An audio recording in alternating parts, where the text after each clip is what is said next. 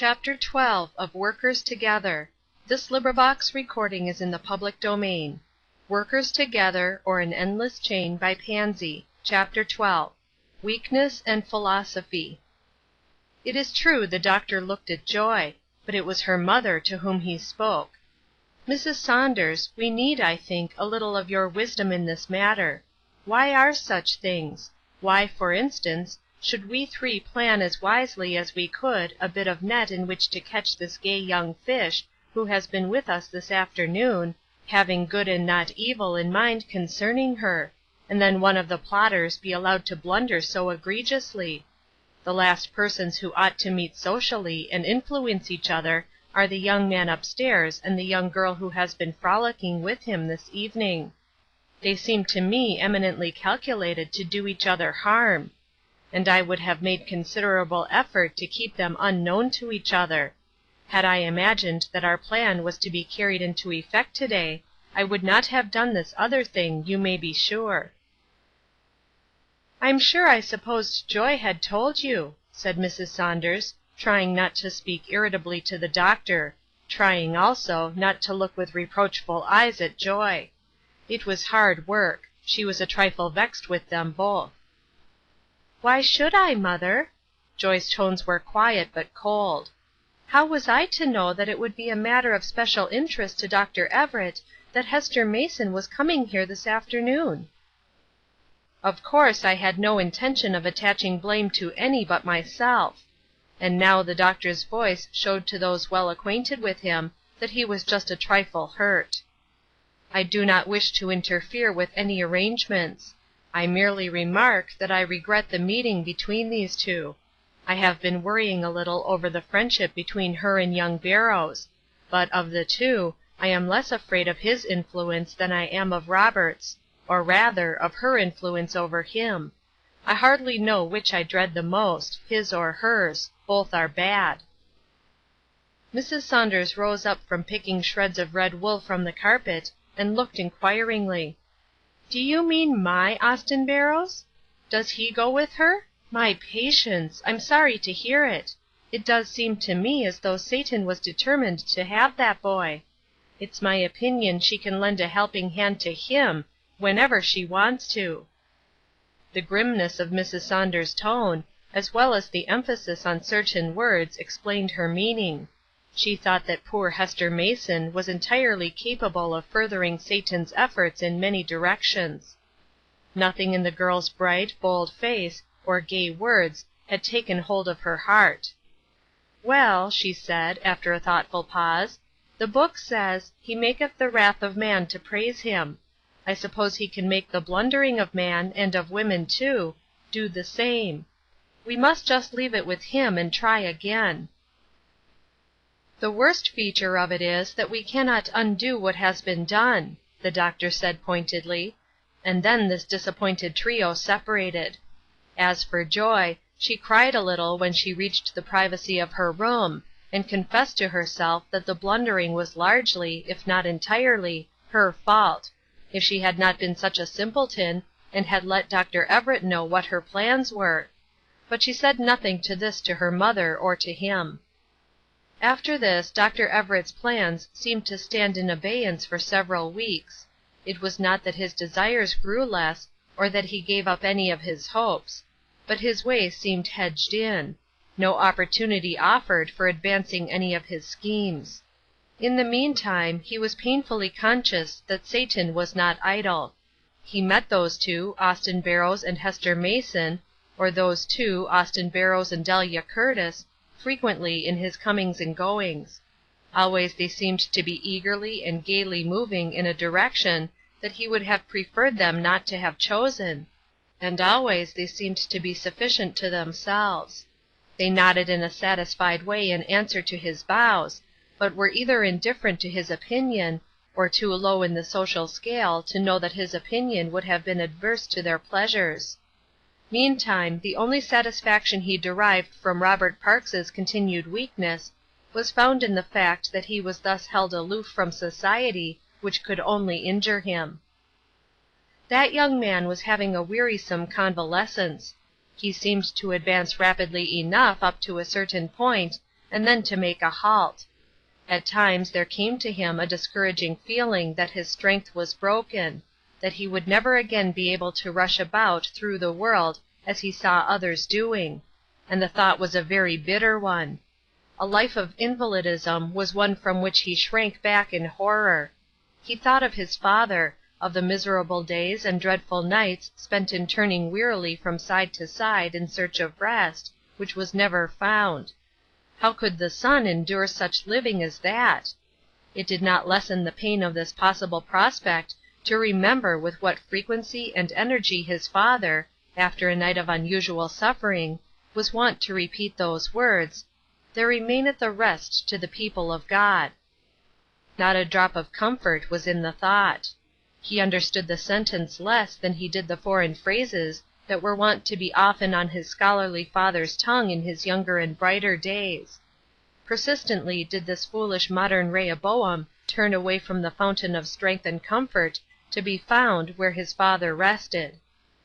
In truth, he was growing irritable over any attempt to impress him in this direction. He was grateful to Dr. Everett, but wished that he would mix less religion with his doses of medicine. He was grateful to Mrs. Saunders for her appetizing little efforts to tempt him to eat, but would be glad if she could cook without so much seasoning from the Bible. He treasured his mother's letters because they were from his mother, but often folded them away with frowns on his face, and wished aloud that mother wouldn't always preach. "A fellow can't be driven into this thing," he would occasionally tell himself indignantly, as a sort of excuse for turning his thoughts away from it.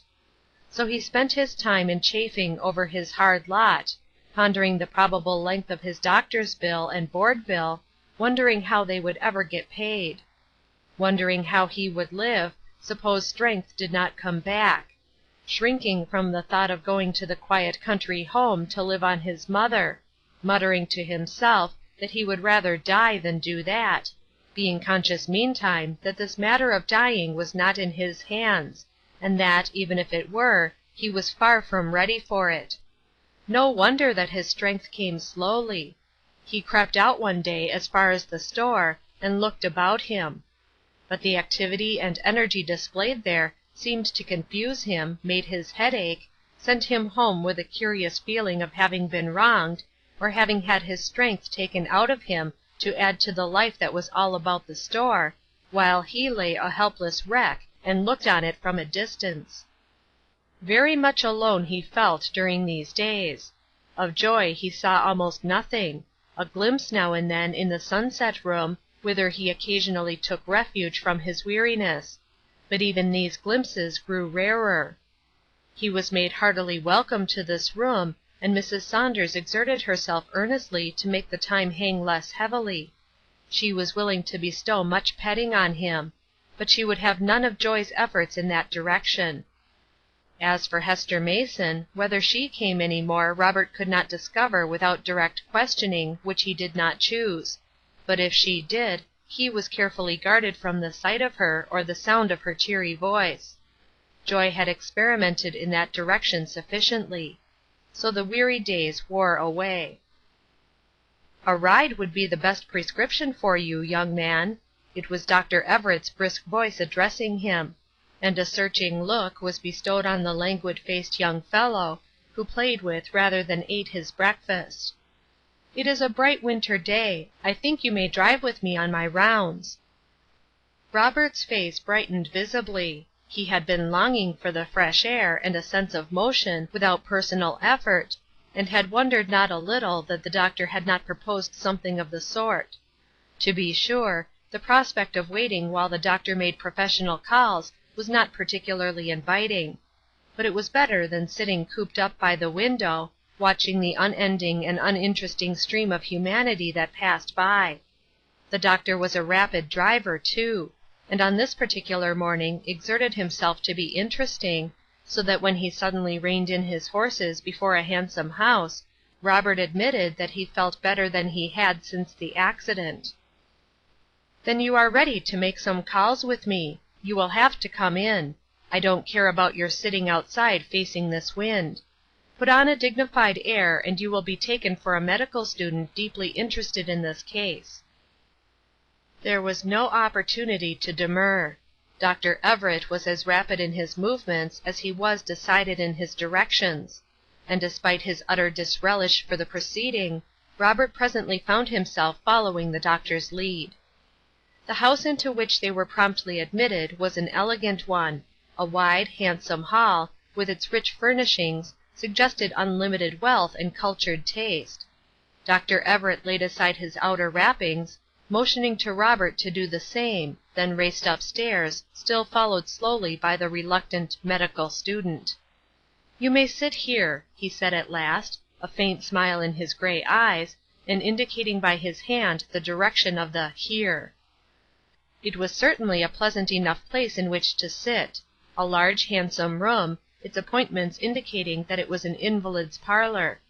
The sort of parlor which only wealth can produce, even for an invalid. There was a bright, clear fire burning in the open grate. A sofa was drawn before it, luxuriating in pillows and cushions of various sizes, and a brilliant afghan lay across the foot. There were rare paintings on the walls, bits of statuary on brackets or in niches here and there, and one entire side of the room was lined with massive bookcases, through whose plate-glass doors shone rows and rows of books in costly binding. The wide center table was strewn with standard magazines and the latest dailies. At the left of the bookcase was a massive writing desk, modeled after the latest pattern, and evidently stocked with every conceivable thing that the student or the professional could need. Ivies wandered about on the lace curtains, and half-blown roses filled several costly vases. "A fellow could afford to be sick and lie by for one entire season at least," Robert murmured, sinking into one of the easy-chairs with which the beautiful room abounded. Whereupon he thought of his father, sick, laid by for many seasons, with no such room as this in which to rest himself. One easy-chair, such as that in which he was lounging, might afford the weary frame some minutes of rest. If he were only rich, how quickly he would send one to his father.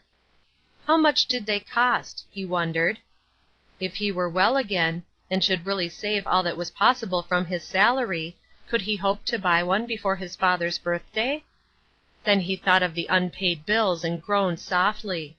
If only he had saved during the last 2 years, he might have had enough laid aside for this rainy day.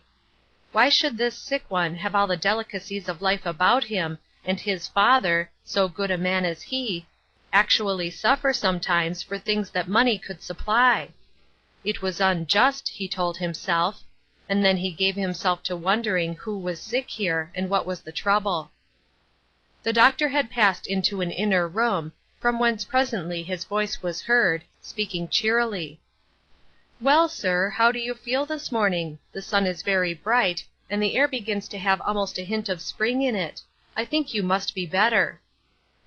What the patient said could not be heard save in low, feeble murmurs, but the doctor's answer came full and round. "Oh, you mustn't be discouraged. Had a bad night, eh? Sorry to hear it. But for all that you are really better. You must take my word for it, even though you don't feel so, and try to help yourself along by cheerfulness. That's half the battle. We shall soon have you out taking a ride, if the weather keeps reasonable." Then came other murmured words, and the doctor's answer. "Oh, never mind your business. You have faithful helpers who are doing their best to try to please you. Besides, my friend, haven't you given the whole matter into the hands of the Lord, and isn't it to his interest to see that everything is as it should be?" This bold statement also made Robert sneer. He didn't believe a word of it.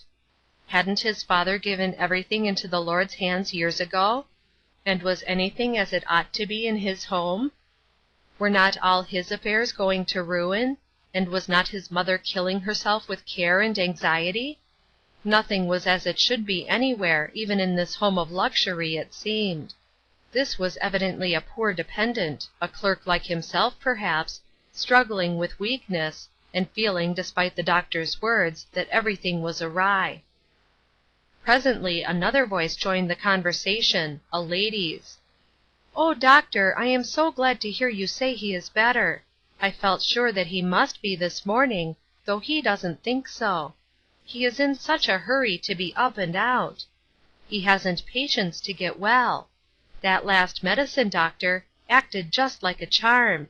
Indeed, all your medicines do." "Easy enough matter to be a doctor," muttered Robert, determined to be out of sorts with everybody. "I'd like that sort of life myself, handsome carriage and horses, fast driving, a lounge in such elegant rooms as these, chatting with grateful people, who shower him with compliments; by and by a large bill promptly paid, and everlasting gratitude heaped on his head into the bargain.